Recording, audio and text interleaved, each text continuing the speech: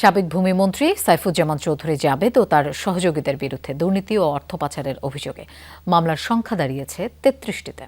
সর্বশেষ ইসলামী ব্যাংক থেকে ১৪১ কোটি টাকা পাচারের অভিযোগে করা হয়েছে আরও ৩টি মামলা। দুর্নীতি ও অর্থ পাচারের অভিযোগে আলোচনায় সাবেক ভূমিমন্ত্রী সাইফুজ্জামান চৌধুরী জাবেদ। দুদকের অনুসন্ধানে উঠে এসেছে বিভিন্ন ব্যাংক থেকে ঋণের নামে বিপুল অর্থ পাচারের অভিযোগ।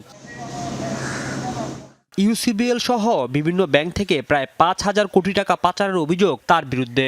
এবার ইসলামী ব্যাংক থেকে ঋণের নামে ১৪১ কোটি টাকা পাচারের অভিযোগে জাবেদ সহ ২৯ জনের বিরুদ্ধে ৩টি মামলা করেছে দুদক। এ নিয়ে জাবেদ ও তার সহযোগীদের বিরুদ্ধে প্রায় ৬০০ কোটি টাকা লুটপাটের অভিযোগে ৩৩টি মামলা হয়েছে। ১৪১ কোটি ২০ লক্ষ টাকা উত্তোলনপূর্বক বিভিন্ন ব্যাংকে স্থানান্তর, হস্তান্তর, রূপান্তর করার প্রেক্ষিতে এবং রূপান্তর করত ইউএই, ইউকে, ইউএসএ সহ বিভিন্ন দেশে পাচারের অভিযোগে অনুসন্ধানে প্রাথমিক সত্যতা প্রমাণ পাওয়ায় দুর্নীতি দমন কমিশন আজকে ৩টি মামলা দায়েরের সিদ্ধান্ত দিয়েছেন। এদিন সাবেক ডেপুটি স্পিকার শামসুল হক টুকুর ছেলে এস.এম. আসিফ শামসের বিরুদ্ধেও মামলা করে দুদক।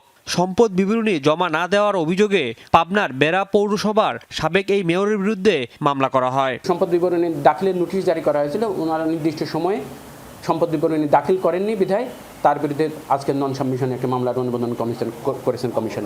রাজীব আহমেদ, যমুনা নিউজ, ঢাকা।